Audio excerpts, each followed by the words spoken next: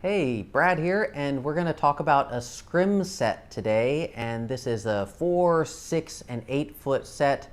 Um, I I was a little confused when I first saw the listing, and I thought that you would pick which one you want, but no, actually it's a set of 3. I'm not sure I'm ever going to use the 8 foot one, which I've got back here just as a quick backdrop for this sample video. So I've got it on a banner stand, which you can use just so you know. You can fit it in with light stands better, but then you can't adjust it. You may not need to adjust it, though, if you're using it to diffuse light through. All right, so there are a few things to cover. One is if you're just doing this casually, like I do stuff for fun at home, you probably don't need to set up all of the ties to make it all taut.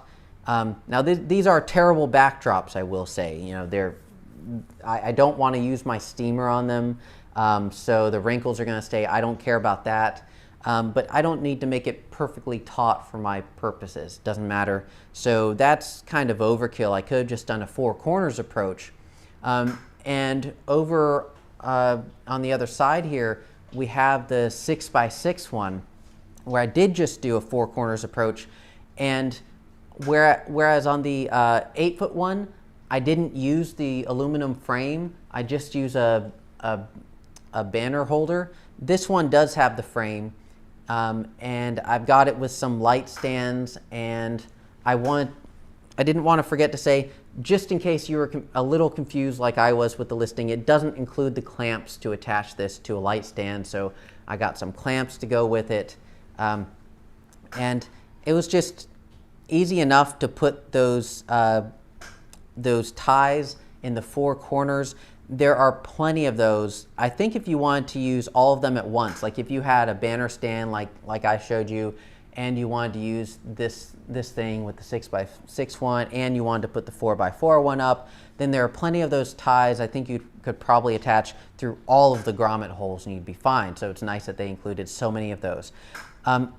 The aluminum frame that it actually comes with here, this square, it's very easy to put together. It's just like some tent poles where you push the little thing down and slide it and the hole pops up.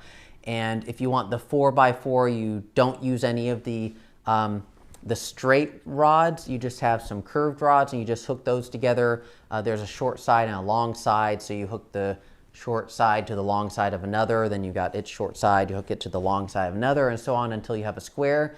And if you want to make it 6x6 instead of 4x4, you just add one of the straight rods in the middle of each of those. If you want to make the 8x8, you just add the 2 extra, and they're all squares, so they're all square shape.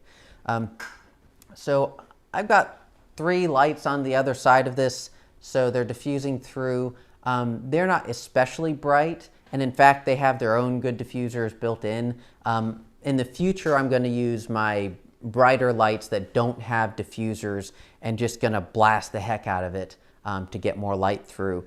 You can bounce light off of it as well, and we'll go around the other side now and you'll see. Thanks to my nimble assistant, who is not going to trip on light stands. She is not tripping on light stands. We're not tripping at all on light stands. And now you can see a few lights back here and maybe see a bit of a mess. I don't have one of those super bright video lights. I've got a bunch of LED panels that are fairly bright. But you can see you can bounce light off of it too. And the reason this is good is, like, this is in our living room and this is taking up a ton of space. You might want to set it up along the side of a wall and then direct the light to bounce off of it to get some really diffuse light.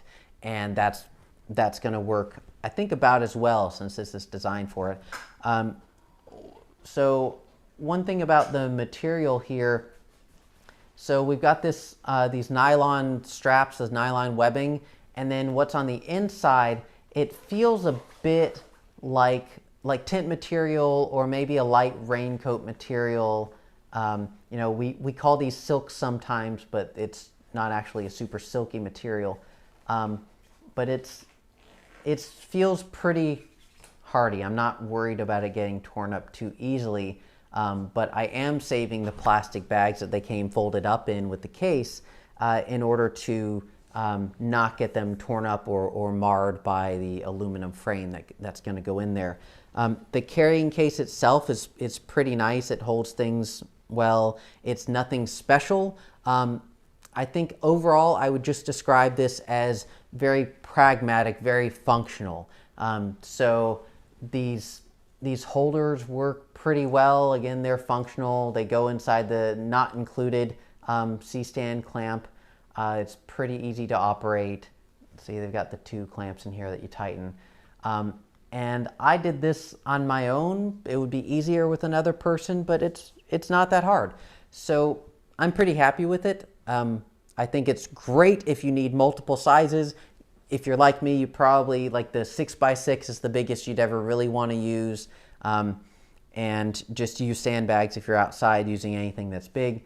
And the 4x4 is probably going to work in most cases for me and other prosumers. But for professional people, maybe this is great for you if you just need something functional, and you can pretty quickly and easily set this up if you know what you're doing. All right, I hope it helped.